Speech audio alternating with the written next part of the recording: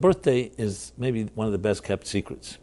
Your birthday, which once a year comes around. Many of us enjoy our birthdays. I have to be honest, there are people who don't. There are people who hate their birthdays. It's usually, unfortunately, sad. If you hear someone does not like their birthday, it's usually a sign of some form of abuse in their lives. Why would they hate their birthday? Because their birthday was a day where either they were reminded of by parents who didn't want them, who hurt them. It was a time when sometimes many people will, people who've been hurt will say, my birthday was the worst day of my life because everybody made believe like I was special, but they didn't treat me that way all year round, and I was supposed to pose for pictures and get gifts, that everything should look picture perfect.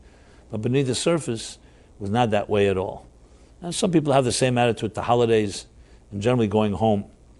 But I'm just mentioning it simply to qualify. I want to address those that may find their birthdays not very meaningful or very pleasant. But as I shall discuss, I think everybody, even those of us that may hate their birthdays, it's like hating yourself if you hate your birthday, to be very honest. And just because others hate you, you don't need to start hating yourself. But we'll talk more about that shortly. So a birthday is a gift, even without birthday gifts. The birthday itself is one of the greatest assets we have. And I'll explain why. But as I said in the introduction, it's like those assets that they're not obvious. Most of us would think a birthday, okay, it's a nice day. To me, it's special. To people who love me, it's special. Once a year, everybody remembers that I'm around, hopefully. Send me gifts, birthday cards, different greetings, etc., etc. But there's a lot more to it than meets the eye. Because essentially, if you think about it, a birthday is really the moment and the day that you emerged from your mother's womb into this world. Now, you could say, well, what's the big thing about that? That's just a circumstantial, whatever thing that happens. Everybody at some point emerges. But that's not the case. That's not how Judaism, and especially the mystics, see it. Because events like that are major. If you think someone says to you, what's the most special events of time in your life? So many people will say when they made a lot of money, when they found someone they love, they fell in love the first time. Different birthdays. Not everybody will say is my special moment. Everyone will say, yes, I have a birthday. But would that be the most special moment? But the fact of the matter is, if you think about it, everything begins then. Your journey on this earth begins on your birthday. So is that a small matter? That's like the beginning of everything.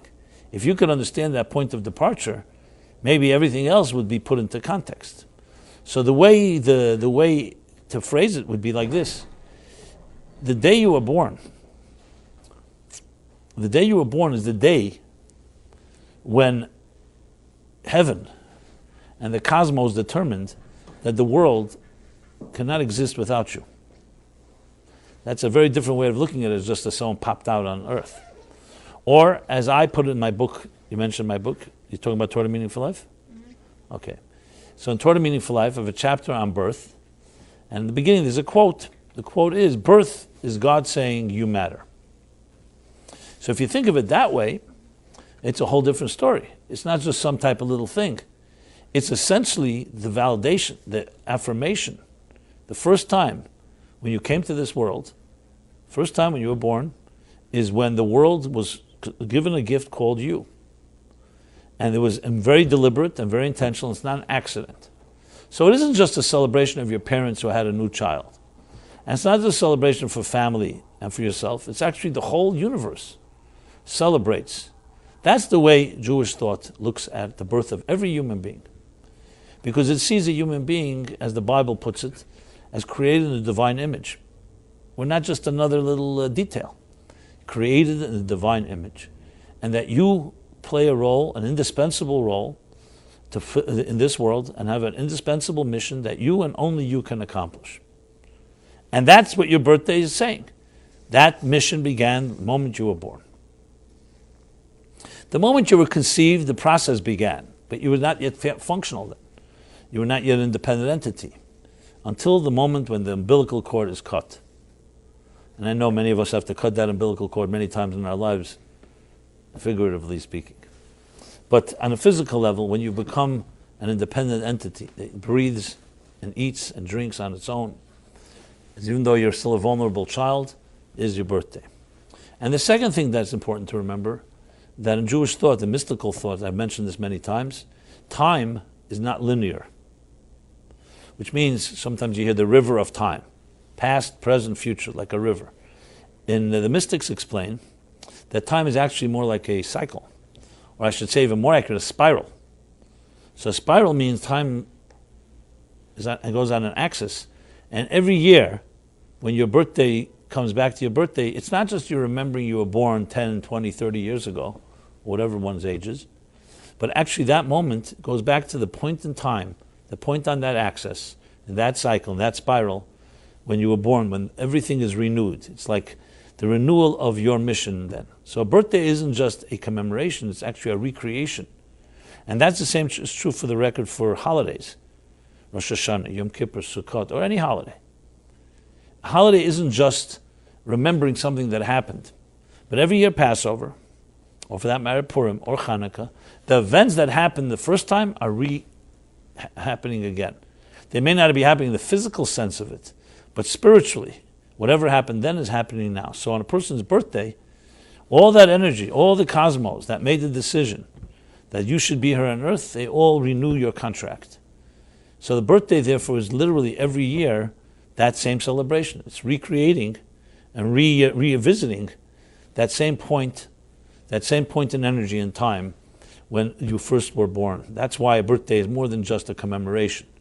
It's actually a recreation of, a repeat of, obviously on a different axis of the spiral, but the same point. And that's why it has that type of power. As a matter of fact, I'll mention at the end again, we recently developed a birthday kit. We call it a birthday guide, gift, which if you give me your birthdays, I'll be happy to send to you as my gift to you, and how to understand what a birthday is and how to make it more meaningful. But we'll talk about that again more at the end. But there's some of the ideas that I share here. So you don't mind afterwards? So that's right there. I don't know if whether it's today or tomorrow or coming up, or at some point you will have a birthday. That I know.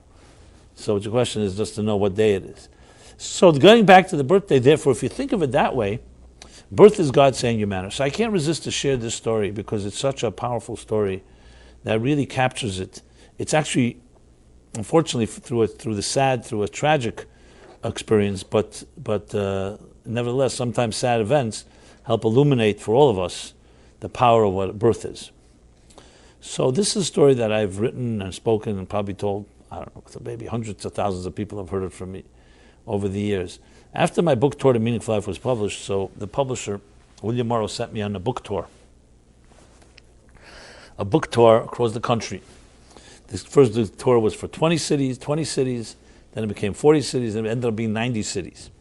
So I paid my dues, shall we say. I've been around. Almost like a presidential candidate now that I think about it.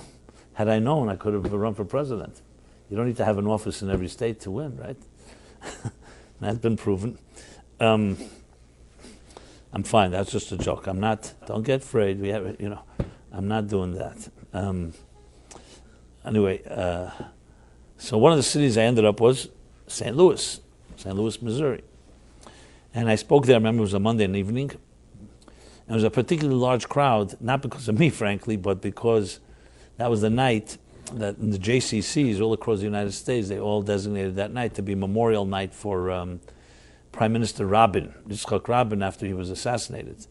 So that night, that's how I remember the night. And there were maybe 2,000 people who came to the evening, and many stayed because of my talk, but because they came for that. But since I was the speaker, that which was pre-scheduled, and maybe it was in order to get this story, to make this encounter that took place. After I get back to New York, I received a letter from one of the people in attendance at that evening in St. Louis. And the letter is etched in my soul till this day, so I can say it to you almost verbatim, which I will. The letter said like this: Dear Rabbi Jacobson, I was one of the people in your audience and when you spoke in St. Louis, and I want to share the following. I'm a 47-year-old executive that works in a prominent firm here in St. Louis, and well-respected, wealthy, well-connected. By all measures and accounts, I am definitely a success story. Well, that's what everybody thinks. But the truth is, beneath the veneer of my success lies a woman in shreds. These are her words. You see, my soul was murdered when I was a young child due to the abuse I endured in my home. And she's explicit, says this, psychological, emotional, sexual abuse that killed my soul. And not once, but every day, keeps killing it. And it's messed up my entire life. Relationships don't work. Intimacy is always unhealthy. I don't trust. I constantly test people. They test me. It's a mess. I've tried different types of therapy. Nothing has worked. What do people like me do? People who lose inner control of their lives, so they create outer control. I became super ambitious and driven and competitive and aggressive and made it on the so-called the business, corporate, financial level, executive level. But it really doesn't do much. It just somewhat numbs the pain. And I've long given up hope. So what I do is I just breathe in every day and just take day by day. Often I feel suicidal, but I just take it day by day, and that's how I live. I don't really share this with anyone. I don't talk about it. But someone gave me a copy of your book, Toward a Meaningful Life. I'm Jewish, but unaffiliated. I never go to synagogue. I have no affiliations. One of the reasons is also because of what I grew up with. And I was just browsing. I was leafing through the book. And a line jumped out at me in the chapter on birth. The line was, birth is God saying you matter. That was the line. And I read it again. Birth is God saying you matter. And I read it a third time. Birth is God saying you matter. And suddenly, 47 years, it took me to get to this point. Like a silver bullet between my eyes. Something resonated, touched a very deep chord in the deepest part of my soul that told me that despite what others say, despite what my parents told me, that I'm an accident and reminding me how I'm miserable and how I'm worthless and I'm just a pain to them, despite what they did to me, despite what society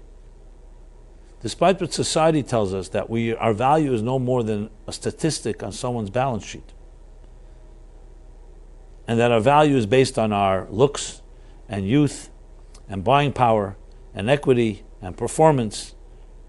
She probably added a few more things I don't even remember. Despite all that, I matter to the one that matters most. That's God. The mere fact that God put me on this earth, I gave birth, and I was born in the world.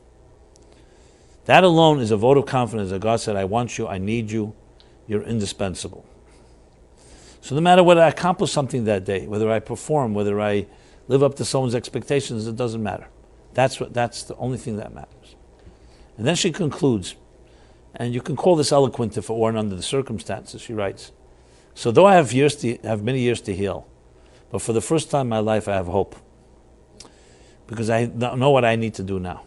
I need to create bypass surgery to bypass the infected arteries that were so polluted and injured by the abuse I endured, and reconnect to that pure moment when I was born, that pure moment like freshly fallen snow, when God said, you're my child, I love you unconditionally, I need you, and you matter.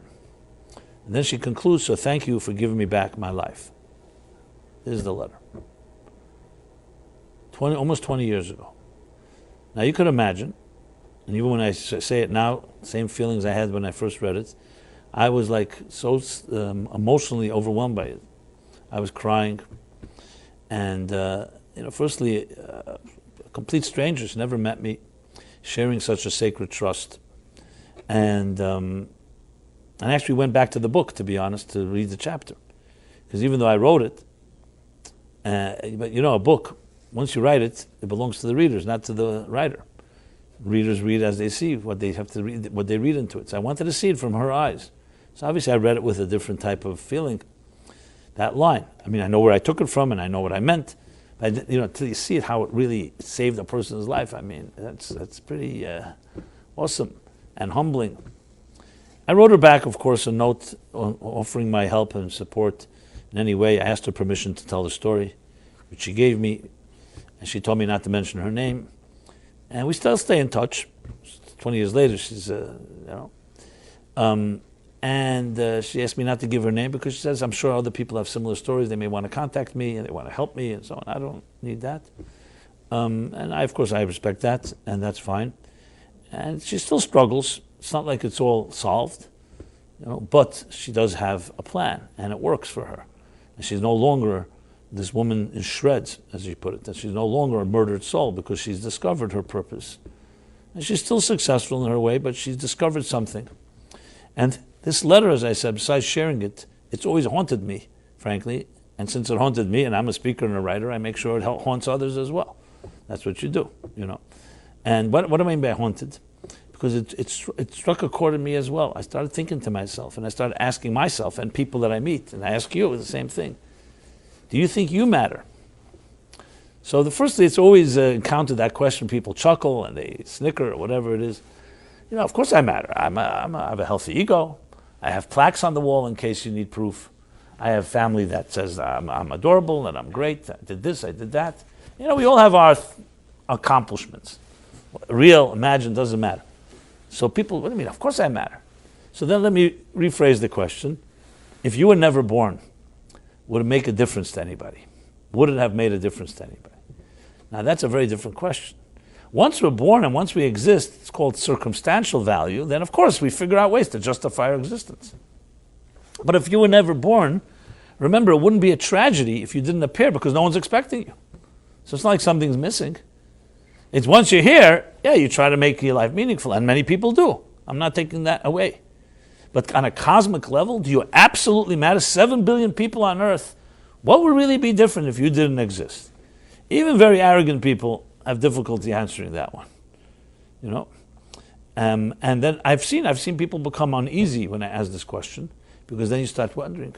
And I can tell you, people have told me, well, you put it that way, I don't know if I really matter on that level. On a cosmic level, on an indispensable level, I matter to my circle, my sphere of influence, my family, friends, workers, people I contribute to in one way or another. And many people say, I'm not sure I matter on that level. Or actually, some people have said I don't. My point is not to make anybody uncomfortable. My point is just to drive the point, to make a point. And I said to myself the same question. I said, look, I'm the oldest of 5 children. Okay? So I'm the first child of my parents. And of course, a first child is often a little more spoiled than the others, as my siblings will testify to. As I always say, the advantages of being firstborn is you don't have to go to therapy for your siblings, but they may have to go because of you. I don't know if that's a positive or negative, but whatever it is. So yes, do I matter because my parents told me they love me and have pictures of me and they cuddle me and they whatever they do, parents do.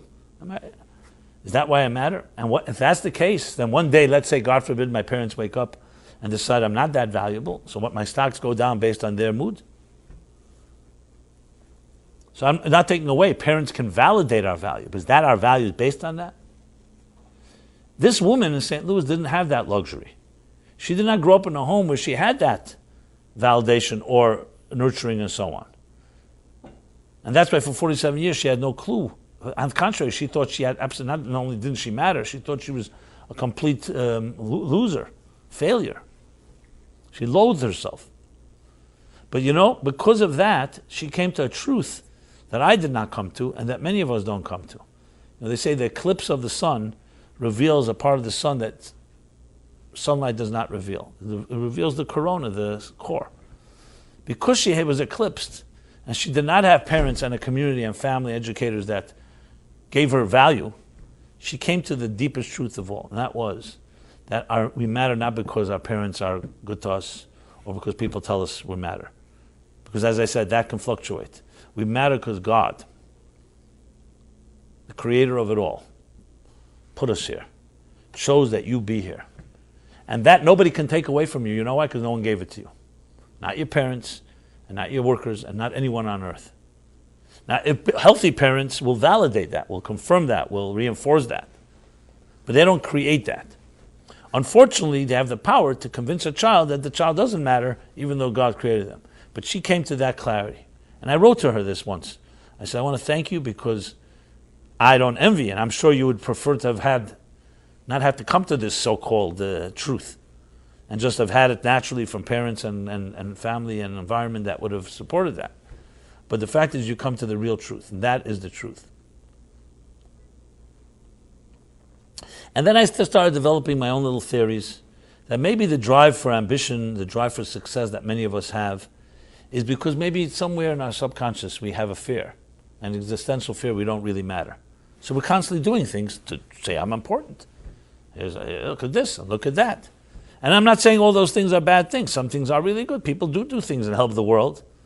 But maybe it's somewhat of coming from a place because, do I really matter? But I'll leave that. That's a theory. I'm not going to suggest that every drive for ambition and success is based on that, even though I lean toward thinking that way. So you think about it, you see then birthday takes on a whole new shape. That's why I shared the story, because the story really captures, I think in a very raw and very primal way, what the power of a birthday is. Your birthday is the day when everything in your life has begun. There's nothing you do on this world, any second, that did not begin at the moment you were born, because that's when your journey began. If you were not chosen and your soul was not sent to this earth, your whole life would not exist. And it was chosen because, yes, you have something unique to contribute that you and only you can contribute, which is what explains why no two people are alike. No two people look alike, even siblings. No two people have the same personality. No people think alike. This is a Talmudic statement. Why? Because we're not clones. I remember this day my son came home from school. He was a little kid. He was so excited. He excited me. Today I remember it. He doesn't. That's how it works. And he said to me, I said, why are you so excited? Mendel was his name. Actually, his birthday is tonight. Right? Tomorrow. And he said to me, he heard today a great line. That was, you were born an original. Don't become a copy. It's a great line, of course. We were born an original. Don't become a copy. And we become copies. In Robert Frost's memorable poem, The Road Less Traveled, that most people choose the road most traveled on. He says, and I, as he says, two roads diverged in the wood, and I chose the road less traveled. And that has made all the difference. Now, it's all very cool. People love to say, I'm an out-of-the-box person. I'm a nonconformist. I take the road less traveled.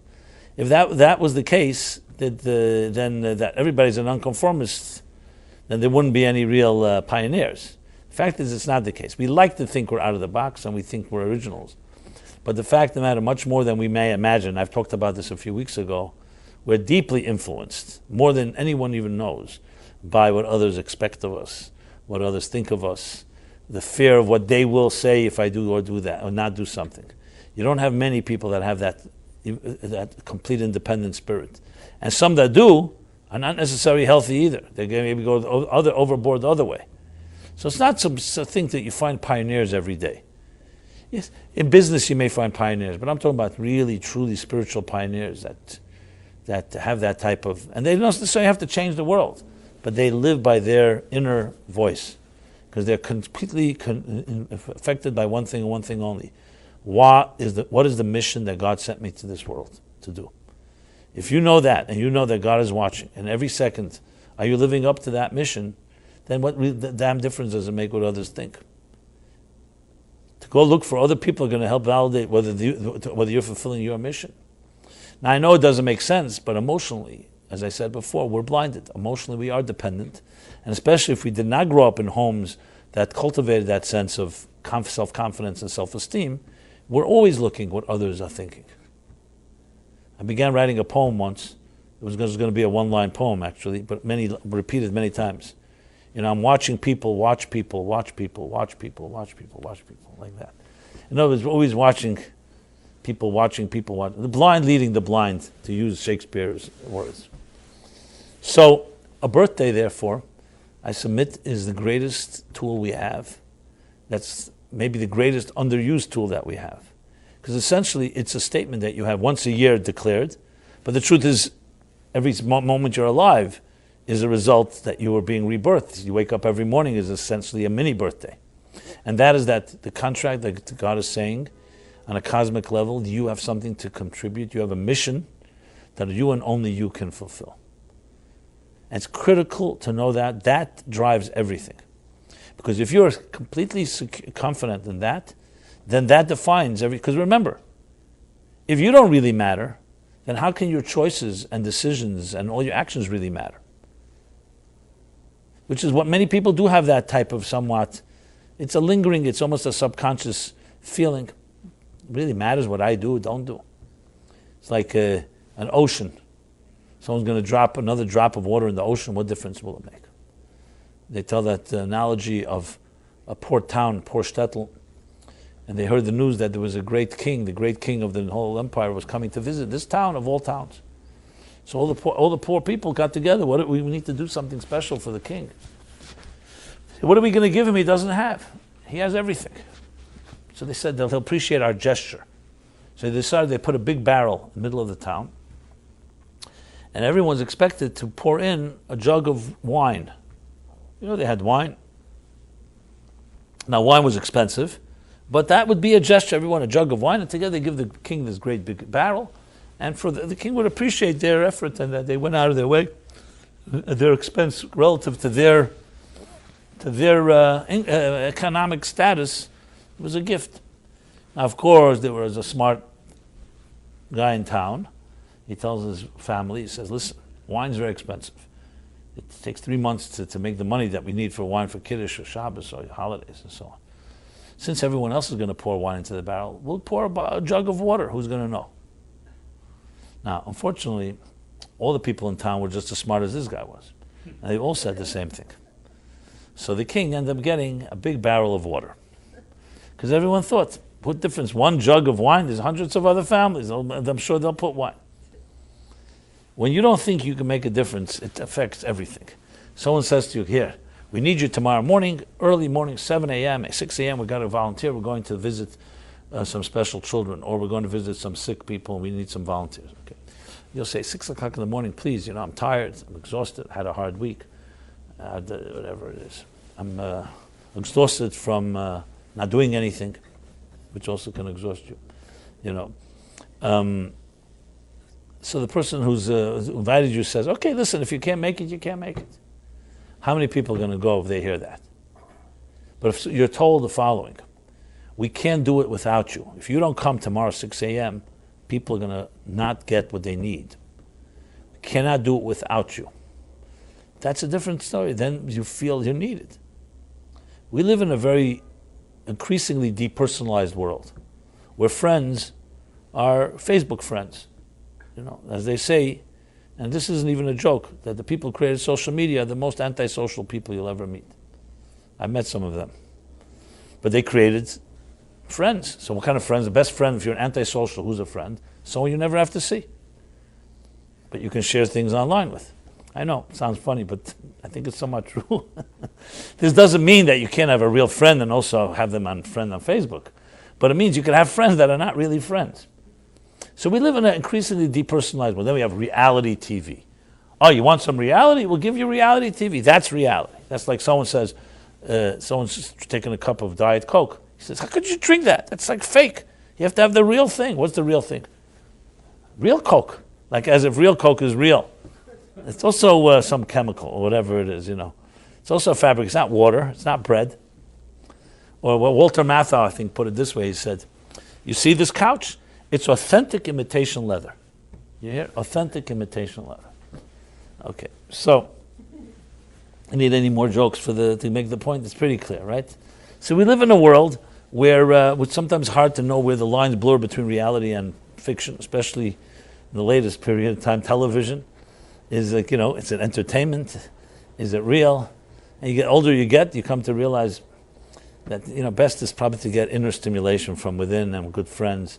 That all these outer stimulation may be very good distractions and excellent babysitters, but it ends up has nothing to do with reality, that's for sure. Reality is what goes on. Reality is a mother cradling a child and saying, you matter. That's reality. And everything else is secondary. Not even secondary, is meaningless. So when you get to so you think about that, we live in this depersonalized, so it becomes very, very we're addicted essentially to forces and to a diet of things that do not feed the most important thing, which is that you truly matter on the deepest level. We're not even encouraged to think that way. And especially when you add into the whole marketing, advertising world in which we live. We're being inundated with messages that if you buy this, you'll be a better person. If you smoke this, if you travel here, if you look like that, look, what do basically ads do? They're either telling you, here's how you get pleasure, or here's how you avoid pain. It's the pain and pleasure principles, as they put it. And that's what it is. When's the last time you see a big ad billboard that says, birth is God saying you matter. You're indispensable. Unless there's a bottom line that says, call 1-800 so-and-so, you're not going to get such a message. Because why should anyone give you a message like that? How is it going to be monetized? How is it going to be sponsored? So it says, you're indispensable, call 1-800 and find out how. That's like the story, the Woody Allen joke, where the guy comes to the rabbi and says, Rabbi, I hear that the Torah has a secret to all the truths of life. Absolutely. I hear, can you teach it to me? Sure. How much will it cost? How could I charge you? God didn't charge Moses and the Jewish people. Moses didn't charge for delivering it. Wow. So he's doubly impressed, the truths of everything, and for free. Well, they sit down, and of course the Torah is in Hebrew. And the rabbi says, Hebrew lessons will be $20,000. Okay. So there's always a catch. There's nothing for free. But the truth is, that's a joke. It's actually not true. The truth is that you have, as I said before, the resource right in you. A birthday doesn't cost money. God gave it to you as a gift. He gave you life as a gift. Can you imagine? We value things more than the life itself that we're given. We value the clothing we buy, our hairdos, our makeup, our accessories. We value that more than the biggest gift you have, which is you. Because we live in a world that never talks about you and they don't celebrate you. They celebrate something to convince you that this will make you happy, and this will make you this, and this will do that, and this will make you diet, and this will make you, feel less depressed and less sad. Just look at everything that we are involved in. And I'm not saying everything is false, but no one ever says to you the biggest message, which is you are a divine entity in this world that has something to contribute that you and only you can contribute. That's a birthday, period. You don't even need more than that. Now, obviously the next question everyone asks is, okay, so how do I find that mission? Good, I love that. Who doesn't love to hear that they're indispensable? But tell me, what am I supposed to do?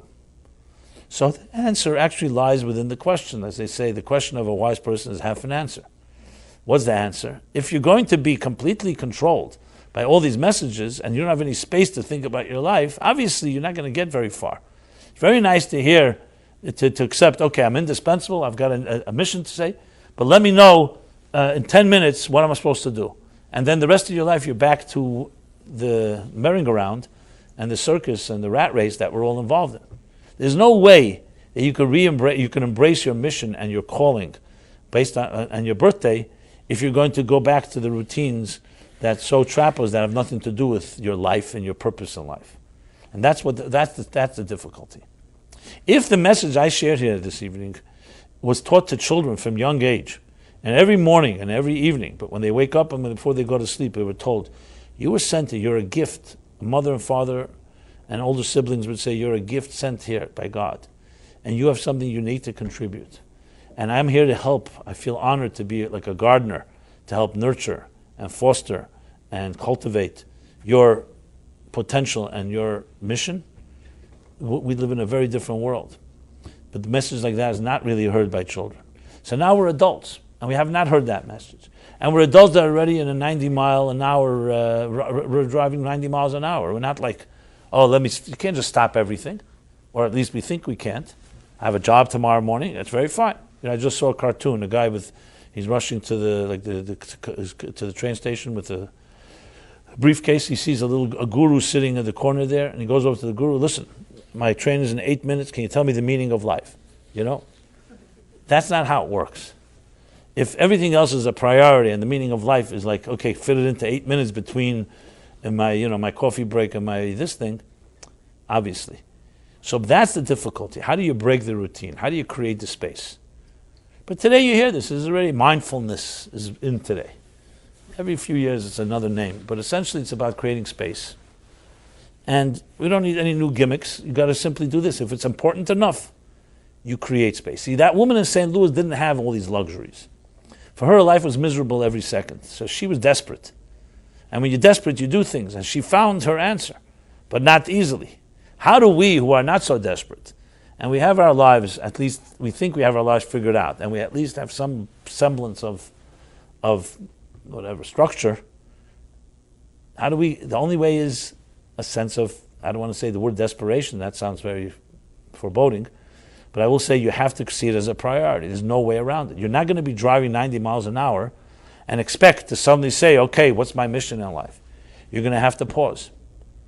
So we have a thing for Shabbat. That's meant to be a day where you do pause. And you do try to put a stop to, as much as possible, to the material life in which you're immersed. Your work, your routines. And that is a time when we're supposed to be thinking, meditating, praying, and focusing on those priorities. But what happens most people, Shabbos, even people who keep Shabbos, they bring their 6 days of the week into Shabbos and they're so exhausted that finally at least they could rest a bit. They don't use it as a time to, basically it's a time of like a pause in this big marathon. So now instead of riding 90 miles an hour, I've paused for a day. But then you're back to the 90 miles an hour. There has to be some point where you stop and say, I have to do something about this differently. And that nobody can force upon you. That has to be a priority. Now, sadly, usually crisis, trauma, loss, and so on is the thing that jolts most people out of their routines because there's no choice. But I'm not suggesting we need to wait for that. It has to be that important. So a birthday is your gift, but you need to pay attention to it. It's not just, and that does not come with superficial commitment. It requires really thinking, but it's worth all the effort. You know why? Because it recalibrates your whole life based on your mission. Instead of your actions defining your calling should define your actions. Doesn't that make sense? Your mission statement should define your business, not your business defines your mission statement. So that is the challenge. But that's the power of birthday. So now you've heard it here, and no excuse anymore. You have in you right now, your birthday is your greatest gift. I know some people say, I'd rather you didn't tell me that. That way at least I can still continue saying, I didn't really know. But that's what it is. I remember years ago, it was a very amusing, humorous story. There's a young guy, a very successful, driven guy, came to this class, very smart, and he used to come every week. Then one day he calls me, he says to me, I've been coming to your class now for the last year and a half, almost every week. I really love it. It's changed so much how I look. But I have to tell you, because of your classes, I've lost my girlfriends. I've lost all the things, all this entertainment that I was so in. I was like, I was a hot shot. And your classes have forced me to go into places that I never think about. And really, my life has become a mess. I don't like going partying anymore. I don't like the superficial stuff. So I have to tell you, this was a serious call. That, no offense to you, but you're not going to see me. I have still some young years in my life. Once I retire, I'll get back to you and introspective life. I need to get, this is what he told me. I couldn't stop laughing. I said to him, I think this is the most gratifying call I've ever received, I told him. I said, why? He said, because I really feel great to make you miserable. And how many people can say, I feel great by making you miserable? Or they say, I make happy people miserable and miserable people happy. It's a good calling card. Good pickup line. So anyway, so I said, look, I'm not here to tell you what to do. Enjoy your life. I mean, literally, he said to me, I have, too much action still I need to do. But he recognized it. And I smiled to myself. I said, let's see what happens. Well, something around 4 or 5 months later, he shows up. And I didn't say names. I told the story. And I said, there's a guy, I don't know if I'll ever see him again. He was sitting there in the back. So I talked to him afterwards. He says, I couldn't stay away. It's impossible. He says, once you hear it, it's very hard. He says, I've been pushing it away. I have to find a way to balance the two. Anyway, at least the guy was honest, which I appreciated. But what he did was, I know what he did. He was a very good-looking guy. And, he was this sexy dude type of guy. And he says, he used to bring girlfriends that he was dating to my class here. It wasn't in this room then. We were in another place. So I said, why are you bringing this? Why are you doing that? He says, it's the best class. He said, because I find out everything about them. Because afterwards, they either tell me I don't understand all this stuff. And he knows right away that's not for him. And they do, he says, you really find out a lot of what a person is about because you're forced to start talking about deeper things instead of talking about whether you like this movie or this restaurant or that restaurant or this music or that music. So anyway, so it became a little tradition. Once in a while you'll see it. I don't know, today it's online, I think, so people more do it. Became a tradition. People started bringing their dates here. Men brought women, women brought men. I don't know. It became interesting twist to because it was like a class that they provoke things. Provoke conversations. Instead of they have to provoke, I'm the one that provoked, and then they, So, I remember when Stephen Dubner, who helped me, he's an editor of Torah Meaning for Life, he went on to write Free Economics, you may be familiar with that, with Stephen Levitt. So he would tell me, he actually wrote his own book later, Turbulent Souls, because he was the youngest of 8 children born to 2 Jewish parents who converted to Catholicism. It was a story. He was a New York Times writer. I don't know if you've seen it. So I remember when he was writing, I would send him my chapters and he would edit. So when we were working on the chapter on love and marriage, he said to me, "You're destroying my whole romantic life because nothing that I have in my life rises to these standards here, lives up to these standards." And he told me. Then later, when he married his wife, he asked me to say a few words. I said, "You know something? There's a man here, the man who's getting married, would not be marrying this woman had he not been working with me and discovered a higher standard for love and marriage." Anyway, that's so sometimes it's good to higher the bar, as they say. Raise the bar, right? Very good. Raise the bar, and that way our standards get higher. So it's sometimes a bit could be a little intimidating, but that's how you grow. Let's be honest. Growth comes with some type of angst. You want to reach greater places. So our birthday is unbelievable powerful. And as I said, let me know when your birthday is. You could write it down for me. We could also figure out when the Hebrew birthday is if you like. And we'll send you a gift from me to you, how to make your birthday more meaningful. It's like a guide. We made a very nicely designed thing, which I really think could really help people. I mean, some things I said here, there's more to it, of course. But remember, it begins with creating the space. And that's a good thing to do on your birthdays, to create that space so you can think about it and make some real resolutions, not like these New Year resolutions that last from January 1 to January 2, if that much. But something that really is last, sustain. And of course, having an environment, people that think like this, because it's very difficult to be alone in this type of journey, of a meaningful journey, of a purposeful life, because you have people around you and they're more superficial or they're involved in other things. Now, I'm not suggesting that this is not about, I'm not suggesting that you'll stop having fun and stop enjoying your life. I'm suggesting you could have all that plus a deeper dimension to it all. Just want to make that clear. So this isn't about moving from a happy-go-lucky type of life to complete intensity and seriousness. It's about deepening widening your horizons and broadening your perspectives, when then everything becomes enriched. And that's what it comes down to. So I'm sure more can be said, but I thought that an excellent way to look at a birthday and look at a resource that we have available, because we all have that birthday.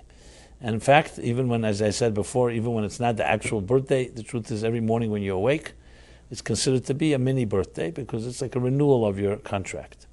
And also appreciation of the life that you were given. So, I don't know if anybody's birthday is coming up very closely, but if yes, I wish you a happy birthday. I'm sure there's somebody. But at some point, everyone will get to that point, that access, that place in the spiral, when all of existence lines up to look at you and your role, and yes, your actions and your choices and your behavior is critical and indispensable in the whole picture. The fact that there's 7 billion people on Earth, the fact that there are a lot of numbers does not take less of it, because as we know today, size doesn't matter. It's not about size. You can have a computer program with millions and millions of lines of code, and there's one dot missing, and the whole code doesn't work.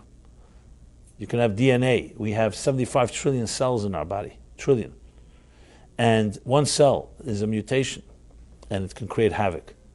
So it's not about 1 billions, 75 trillion. It's about the quality And we do each have that beauty and that music and that song. And I always, Oliver Wendell Holmes in The Voiceless says, alas to those that die with their song still inside them.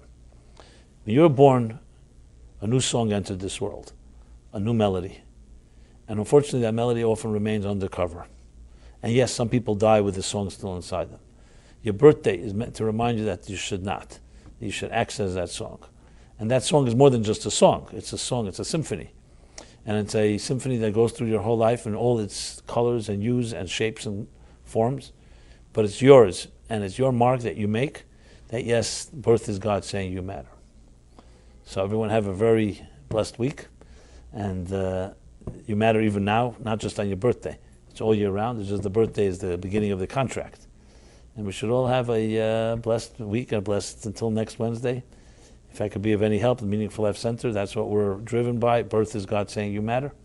Meaningful life. Please be in touch with us, and please do leave me your birthdays. Everyone online as well. If you just email us your birthday, I assure you that you'll receive a personal gift from me, from all of us, that can help make your special day even more special. Thank you very much. And I will give you the secret. My birthday was yesterday. What age? I'll let you figure that out. I feel 17, but as you can imagine, I'm not 17.